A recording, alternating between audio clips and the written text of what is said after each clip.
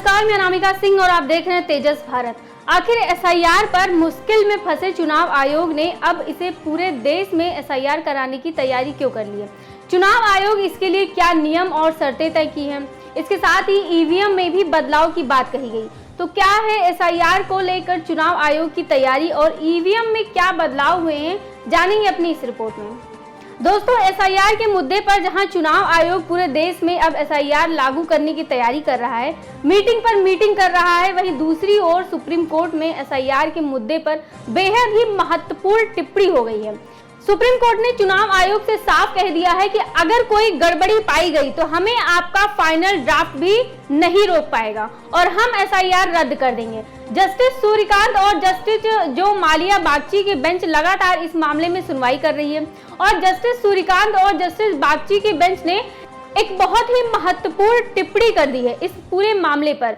वहीं इसको लेकर अब चुनाव आयोग भी अलर्ट मोड पर आ गया है। साल के आखिरी में होने वाले विधानसभा चुनाव से पहले चुनाव आयोग ने वोटर की प्रक्रिया और सुविधा चुनावी प्रक्रिया को और पारदर्शी बनाने के लिए ईवीएम बैलेट पेपर में बड़े बदलाव की घोषणा कर दी है।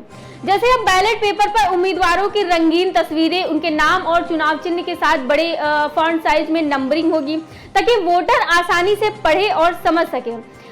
न्यूज एजेंसी एएनआई के अनुसार चुनाव आयोग इन बदलावों को बिहार विधानसभा चुनाव से लागू करेगा। इसके लिए आयोग ने एक नई गाइडलाइंस भी जारी की है। बता दें कि यह कदम पिछले 6 महीनों में किए गए 28 सुधारों का हिस्सा है, जिसका मकसद वोटर्स के लिए मतदान प्रक्रिया को सरल और प्रभावी बनाना है।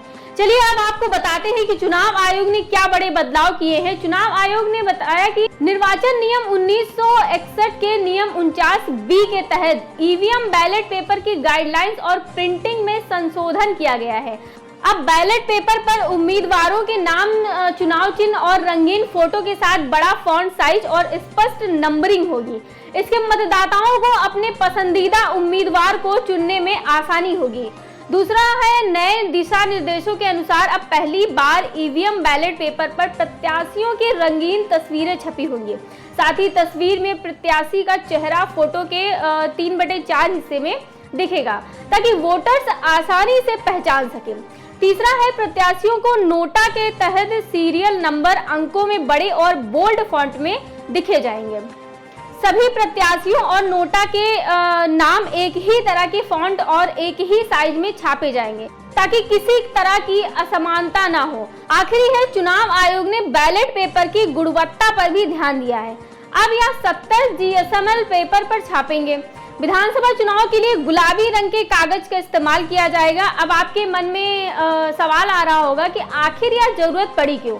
तो चुनाव आयोग का कहना है कि इन बदलावों का उद्देश्य बैलेट पेपर की पठनीयता और स्पष्टता को बढ़ाना है। रंगीन तस्वीरें और बड़े फॉन्ट से खासकर बुजुर्ग और कम पढ़े लिखे मतदाताओं को वोट डालने में सुविधा होगी। यह कदम चुनावी प्रक्रिया को पारदर्शिता और विश्वास को और मजबूत करेगा। चलिए अब आपको बताते हैं कि आखिर ईवीएम यानी कि इलेक्ट्रॉनिक वोटिंग मशीन है क्या। दरअसल इलेक्ट्रॉनिक वोटिंग मशीन यानी कि ईवीएम 2 हिस्सों से बनी होती है। पहली है कंट्रोल यूनिट और दूसरा है बैलेट यूनिट। कंट्रोल यूनिट चुनाव अधिकारियों के पास रहती है, इससे सारे वोट सुरक्षित होते हैं, जबकि बैलेट यूनिट वोटर के सामने होती है। वोटर पहचान की जांच के बाद बैलेट यूनिट पर अपने पसंदीदा उम्मीदवार के सामने वाला बटन दबाता है। बटन दबते ही बीप की आवाज आती है और वोट दर्ज हो जाता है। इसके साथ ही वीवीपैट मशीन पर्ची दिखती है, जिसके वोटर को पता चलता है कि उसका वोट सही उम्मीदवार को गया है या फिर नहीं। इसके बाद चुनाव खत्म होने पर कंट्रोल यूनिट से वोटों की गिनती की जाती है। अब इसी का कहना है कि नए नियमों से वोटर्स को उम्मीदवारों की पहचान करने में आसानी होगी, जिससे गलत वोटिंग की संभावनाएं कम होंगी। जहां बिहार विधानसभा चुनाव में इसकी शुरुआत के बाद इसे देश भर में लागू करने की योजना भी है। अब आप चुनाव आयोग के इन नए बदलावों को लेकर क्या सोचते हैं, हमें कमेंट बॉक्स में जरूर बताएं।